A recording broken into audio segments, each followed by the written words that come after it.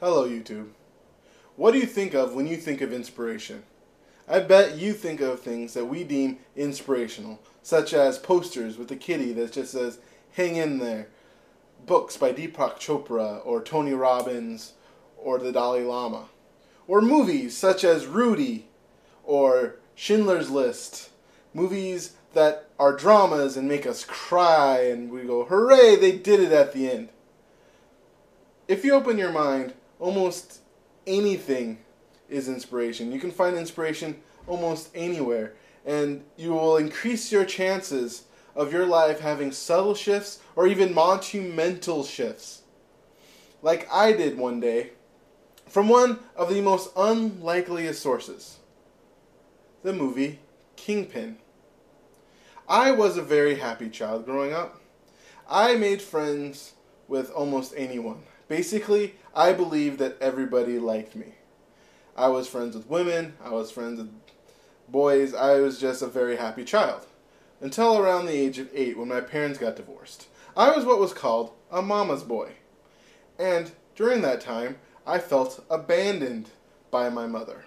This caused me to close, and after I closed off, I found it very hard to relate to people. Throughout elementary school, junior high, and high school, I never came close to having what someone would call a girlfriend, as I couldn't really talk to women. I didn't go to any of the dances, and, well, that was all my mother's fault. Also, this continued into college. At 18, I had my first kiss with a woman who became my girlfriend, who I didn't really like because she couldn't hurt me, and that was my mom's fault. Also, there was attractive women who actually did come after me, and I would push them away by doing something stupid or saying the exact wrong thing to make them leave me alone. And then for years I'd be like, "Oh, why did I do that?" And that was my mother's fault.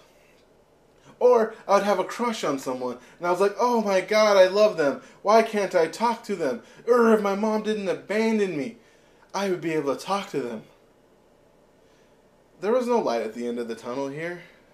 I did not see that I could change. Yet it did change when I watched the movie Kingpin. Kingpin is a movie by the Farrelly brothers, who are best known for Something About Mary and the movie Dumb and Dumber. It is a movie with stupid, raunchy humor, where it's a bowler who loses his hand by getting mixed up with an older bowler who is jealous of him, and then he spends his entire life as a loser until he meets an Amish kid who, together, they go to Vegas in the bowling tournament, go against the old guy, they raise the money, save the farm, and he ends up with a very attractive woman from the TV series Weird Science.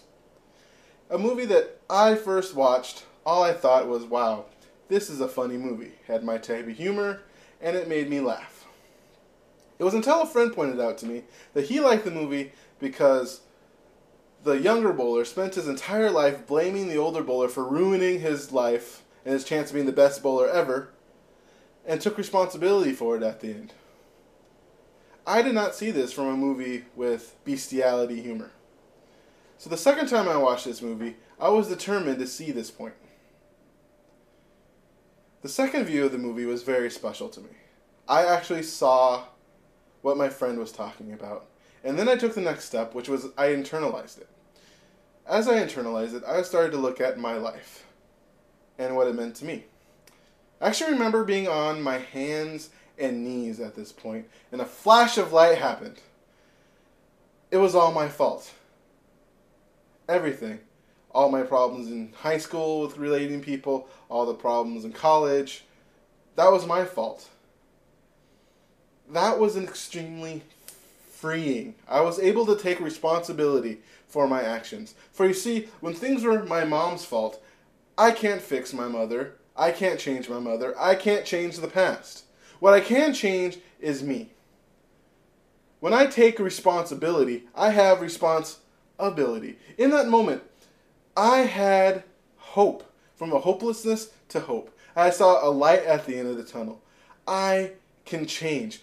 All because I opened my mind up to a lesson from a movie that is just silly and very, very silly. For it's really not about the people in the story. It's about the people watching the story. It's about you watching the story. It's about you experiencing it and internalizing the lessons from it. For when you do, you increase your chances of having subtle shifts to keep you on track and keep you inspired. Or you can have a monumental shift that will just expand your life and you'll have a sudden realization, just like I did. So, open your eyes and be willing to learn from even the most silliest of movies or posters or books. And you too can live the life that you want. Thank you.